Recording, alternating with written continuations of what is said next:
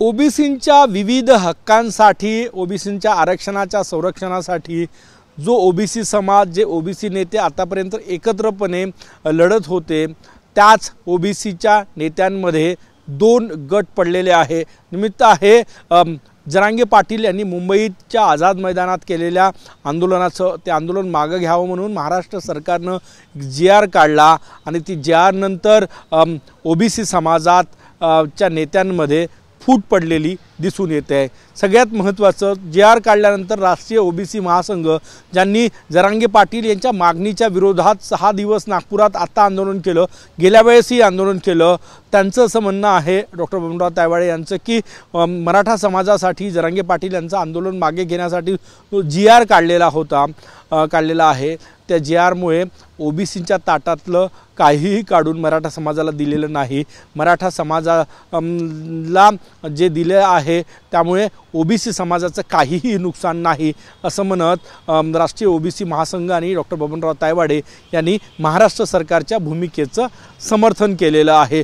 गेल्या वेळेसही जरांगे पाटील जेव्हा वाशिमपर्यंत, मुंबईच्या वाशीपर्यंत, नवी मुंबईपर्यंत आंदोलन घेऊन आले होते, हजारोच्या संख्येनं गर्दी घेऊन आले होते, त्यानंतर तत्कालीन मुख्यमंत्री एकनाथ शिंदे यांनी समजूत काढली, सरकारने GRही काढले, तेव्हाही राष्ट्रीय ओबीसी महासंघाचे बबनराव तायवाडे यांची हीच भूमिका होती की त्या GRमुळेही ओबीसी समाजाच्या ताटातून काढून दिलेलं नाही। नंतर ते कालांतराने खरं ठरलं, परंतु आता काय होणार हा सगळ्यात मोठा प्रश्न आहे, कारण की ओबीसी समाजाचे थेट दोन गट, नेत्यांचे दोन गट पडलेले आहे। दुसरा म्हणजे ओबीसी चळवळीत, कारण की राष्ट्रीय ओबीसी महासंघाची स्थापना जेव्हा नागपुरात झाली तेव्हा हे सगळे नेते म्हणजे काँग्रेसचे वरिष्ठ नेते, ओबीसी चेहरा विजय वडेट्टीवार, नाना पटोले, भाजपचे नेते परिणय फुके, हे सगळे बबनराव तायवाडे यांच्या खांद्याला खांदा लावून त्या मंचावर उपस्थित होते स्थापनेच्या दिवसापासून। आपल्याला आठवत असेल या ठिकाणी लोणावळा इथे एक ओबीसी समाजाचे, ओबीसींच्या नेत्यांचं एक मोठं आंदोलन, मेळावा झाला होता। त्याचे आयोजक जे आहे ते विजय वडेट्टीवार आणि सोबत डॉक्टर बबनराव तायवाडे हे होते। अनेक नेते त्या ठिकाणी उपस्थित झाले होते। त्यामुळे खांद्याला खांदा लावून आतापर्यंत ओबीसींच्या हक्कासाठी लढणारे हे दोन्ही नेते वेगळी भूमिका का मांडतात हा सगळ्यात मोठा प्रश्न आहे। याच GR नंतर विजय वडेट्टीवार जे आहे ते मात्र वेगळी भूमिका मांडतात की या आंदोलनामुळे, या GRमुळे, आंदोलनानंतर जो GR काढला त्या GRमुळे ओबीसींचं नुकसान झालं आणि आता ओबीसींच्या ताटातून काढून मराठ्यांना आरक्षण दिलं जाईल असं ते या ठिकाणी म्हणत आहेत। त्यासाठीच त्यांनी म्हणजे सरकारच्या भूमिकेचा विरोध करण्यासाठी, दुसऱ्या बाजूनं राष्ट्रीय ओबीसी महासंघाचे बबनराव तायवाडे यांच्या भूमिकेचा विरोध करण्यासाठी त्यांनी नागपुरात बैठक घेतली। शनिवारी नागपुरातल्या बैठकीमध्ये विदर्भस्तरीय ती बैठक होती आणि त्यानंतर आज 8 तारखेला मुंबईत विदर्भ वगळता इतर भागातले जे ओबीसी नेते आहेत त्यांची बैठक आहे। भूमिका आहे की आगामी काळात या GR विरोधात एक आंदोलन उभं करायचं। हे आंदोलन ओबीसीच्या ओबीसींचं आरक्षण मराठ्यांना गेलं असं म्हणून हे आंदोलन उभं करायचं असं विजय वडेट्टीवार यांचं म्हणणं आहे। ओबीसींचं नुकसान होते असं त्यांचं म्हणणं आहे। परंतु सगळ्यात मोठा प्रश्न आहे की या सगळ्या याच्यावर राजकारण कोण करते, कारण की ओबीसी समाज जो गावागावांमध्ये विखुरलेला ओबीसी समाज आहे ते या नेत्यांकडे पाहून म्हणजे नेत्यांकडे पाहून आपली भूमिका ठरवत असतात।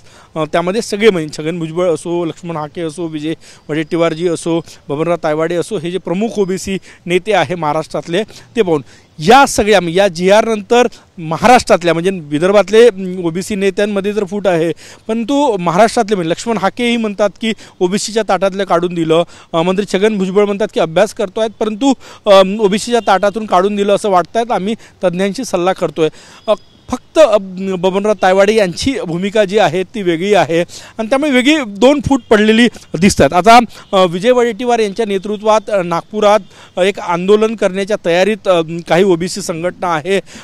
त्या आंदोलनाला राष्ट्रीय ओबीसी महासंघाचा पाठिंबा नाही, कारण की दोन नेते ओबीसींच्या सगळ्या आंदोलनात, ओबीसींच्या चळवळीमध्ये एकत्र मंचावर असायचे। म्हणजे ओबीसींबाबत काही निर्णय घ्यायचा असला किंवा चर्चा करायची असली तर यापूर्वी ओबीसी मंत्री असतानाही विजय वडेट्टीवार आणि तायवाडे यांच्या चर्चा व्हायची, परंतु आता दोघांचीही परस्पर विरोधी भूमिका आहे. एक म्हणतात की सरकारचा निर्णय योग्य, ओबीसीच्या ताटातून गेलं नाही, तर वडेट्टीवारजी म्हणतात की ओबीसीच्या ताटातून गेलं, आम्ही लढा उभारणार.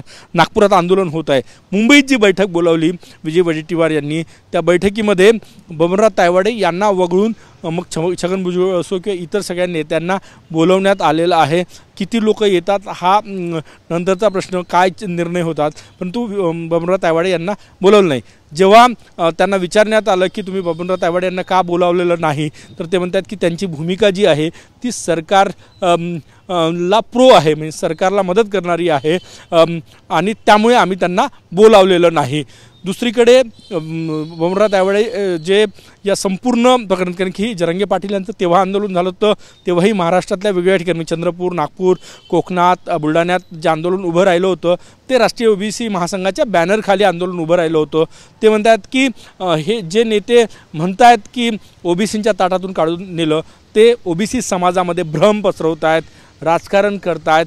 मी त्यांच्यासोबत खुल्या मंचावर चर्चा करायला तयार आहोत, GR घेऊन, की कुठल्या शब्दानं ओबीसींच्या ताटातलं काढून गेलेलं आहे आणि कुठल्या शब्दामुळे ओबीसींचं नुकसान होतं आहे याची चर्चा करायला तयार आहो. हे जेव्हा तायवाडे जी म्हणतात, त्यावर वडेट्टीवार जी म्हणतात की महाराष्ट्र सरकारनं एक सर्वपक्षीय बैठक बोलावली पाहिजे, परंतु कुणीही आमनेसामने येऊन या मुद्द्यावर चर्चा केलेली नाही. म्हणजे ओबीसी च्या ताटातलं काढून नेलं असं म्हणतात, परंतु त्यानंतर लक्ष्मण हाके आणि छगन भुजबळ यांची कदाचित भेट झाली, परंतु छगन भुजबळ आणि विजय वडेट्टीवार यांची प्रत्यक्ष भेट झाली नाही. फोनवरून चर्चा झाली. बबनराव तायवाडे, छगन भुजबळ यांची फोनवरून चर्चा झाली, परंतु प्रत्यक्ष हे 4-5ही नेते किंवा जे काही महाराष्ट्रातले ओबीसी नेते आहे ते एकत्र बसून, प्रमुख नेते एकत्र बसून कोणीही चर्चा केली नाही. त्यामुळे सगळ्यात मोठा प्रश्न आहे की नेमकं काय झालं. हा संभ्रम ओबीसी समाजामध्ये आहे. महाराष्ट्राचे मुख्यमंत्री देवेंद्र फडणवीस वारंवार सांगतायत की, महसूल मंत्री चंद्रशेखर बावनकुळे वारंवार सांगतात की ओबीसीचं आम्ही नुकसान होऊ दिलेलं नाही, ओबीसींच्या ताटातून काढून दिलेलं नाही.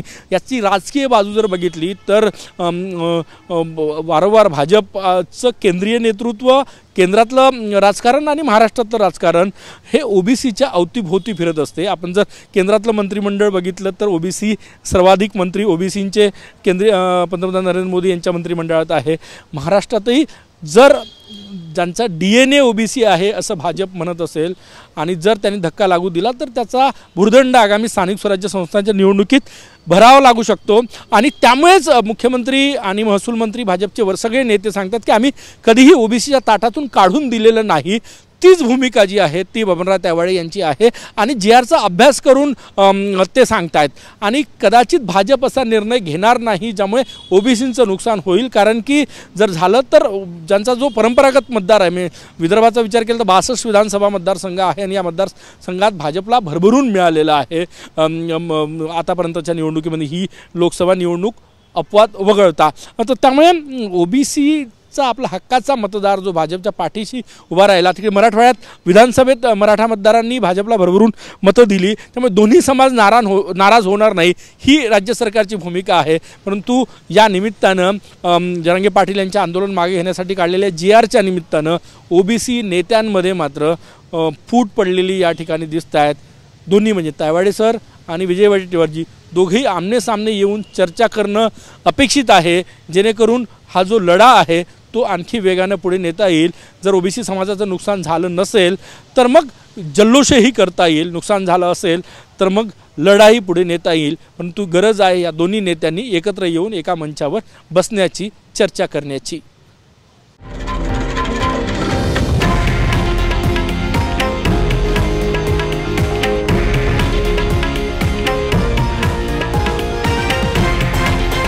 हे आहे देशातील नंबर 1 न्यूज नेटवर्क आणि आपण पाहत आहात TV9 मराठी, एकमेव.